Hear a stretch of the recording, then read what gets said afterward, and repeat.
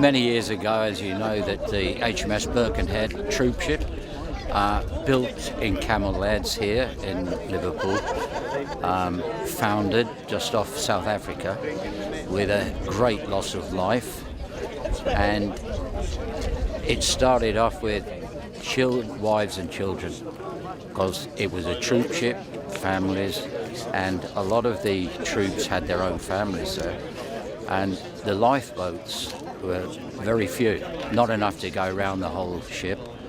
So the Marines were practically ordered to stand and let all the children and women on the lifeboats. And about 160 some odd were saved, and 400 and some odd, or even 600 and some odd were perished.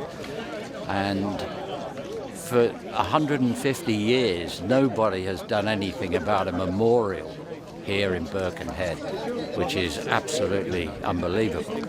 And so through the efforts of Andy Liston and others, they've managed to raise this monument, which will be unveiled today by the Mayor.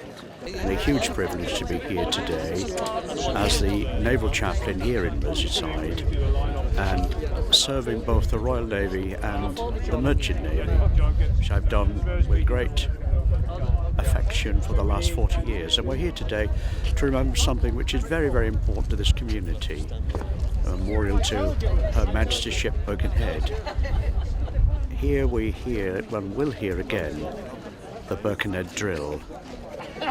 Women and children first. It was a remarkable thing which was decided on in an emergency all those years ago, and lives indeed were saved. And that drill continues now throughout the fleet, both merchant and indeed the Royal Navy. Well, we've come down from the Highland Light Infantry Association, which is the direct descendant regiment of the 74th Regiment of Foot, which was the bulk of the troops that were on the HMS Birkenhead, and the CO of whom was the one who gave the order to stand fast and women and children first, what we now know as the Birkenhead drill. So we were asked to come along and bring our standard and join in with the celebrations today, and we were delighted to come.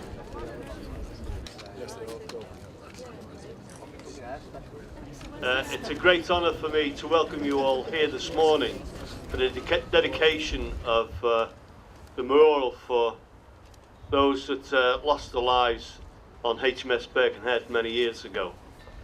It is a great honour and a great privilege to be here to take part in this ceremony. I think it's something that should have been done a long, long time ago.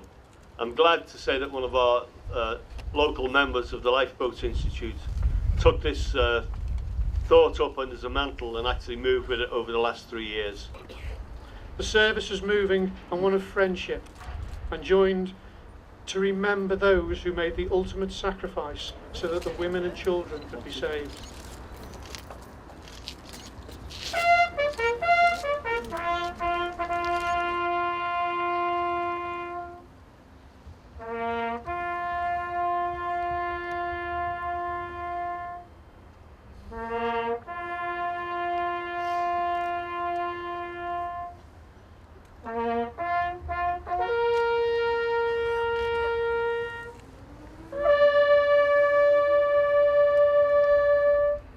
I'm Gemma Twig and I go to Birkenhead Sixth Form College. I'm 18 and I'm doing a foundation course. I was chosen to design this memorial for the HMS Birkenhead. It's inspired by an artist called Louise Nevelson, who likes to box a lot of things and uses negative space, so I've kind of gone with that, and obviously the inspiration from the story. It's quite scary actually, to see it so big, because I've never done work on such a big scale.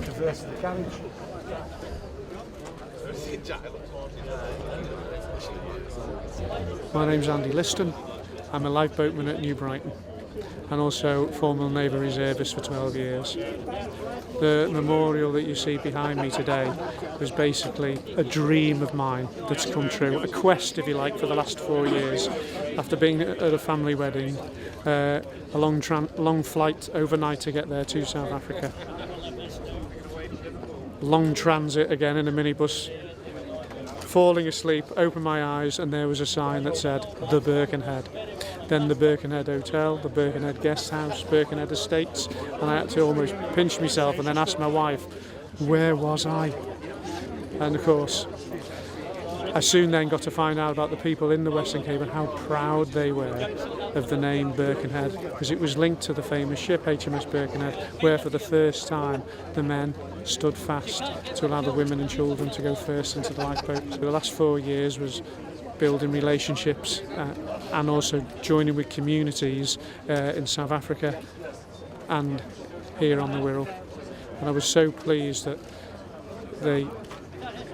John Shivert from Camelaird and his wonderful team, along with Peter Lee, the memorials officer, shared that dream of having this behind me. And I got to the point where I had a meeting with John. We sat down, we talked about the Birkenhead and what to do, because they worked in steel. So we got together a regional competition. We wrote to all the art and design colleges in Merseyside, asking them what do they think the Birkenhead and that name HMS Birkenhead and the actions of the men stand for. This led to the winning design, which you see behind me, a young girl from the Birkenhead Sixth Form College called Gemma Twigg, who will now be forever famous, which we're so pleased about. So again, another Birkenhead connection. We're going to present her later on with a prize, certificates, and all those that came close, of course, to winning this competition. But there can only be one winner, and the design that you'll see behind me, I'm sure you'll agree, really does stand out. So from there, it was building with trying to join the communities then of South Africa with that of Wirral and Birkenhead. And I must thank the mayor so much, David Mitchell. He provided me with a letter which I had framed and taken and presented to the mayor of the region over there, which is a place called Overstrand. And see if you've got the strandy bit there. With this letter, and they were blown away. And also I'd made good friends with the Consular General from Cape Town, and he accompanied me to the Birkenhead events last week, which really lifted the profile and helped with this special joining. And then back here into the UK, brought a little bit of the sun with me, but not the temperature, I'm afraid. That's why I've got my woolly pulley on. So and the service, which I think you captured before, was just special and one-off, and celebrated the uniqueness and how special the Birkenhead drill, or Women and Children First, is. Now, I have here a lovely verse which was written by a child survivor, a Miss Ollie Gleave, all those years ago, and it reads like this. It's a lovely, lovely verse of Victorian piety. He is the wind that blows us to the shore. He is the pilot at the helm, the arm that guides the oar. He is the haven too, and when we land, 'tis he who will greet us with his outstretched hand. That was written by a child survivor from HMS Birkenhead, and to me, as the chaplain, that says everything.